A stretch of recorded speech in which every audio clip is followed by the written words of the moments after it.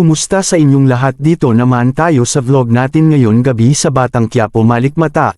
Unang-una sa lahat ito ay teaser video lamang para ma-update sa Batang Quiapo. Huwag kalimutan follow at subscribe ang channel. Salamat po. Ayon nga sila Tanggol at Bubbles pumunta sa bahay para makita ang lola nito. Ngayon umakyat si Tanggol at dito sumilip muna siya dito at pumasok sa kwarto nito hanap ang lola niya. Ito si Tanggol ay nakita niya ang lola niya pero di alam ni Lola Tendeng nito at mag-iwan ng pera nito. Tumalon na agad nito. Sa baba dito nagulat sila sa pera na iwan nito sa mesa. Lolo Noy at Lola Tendeng nito sinabi ito na nakita mo si Tanggol Noy?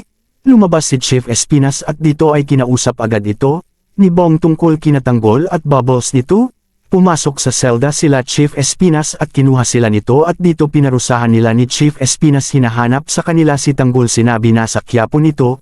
Pinasok sila agad sa Bartolina kasama si Owen at Ben ito sabi ni Bong gagawa sila ng gulo prison week. Dito ay pumunta sila sa Quiapo kung saan si Tanggol isa-isa nila nito tiningnan para mahanap si Tanggol.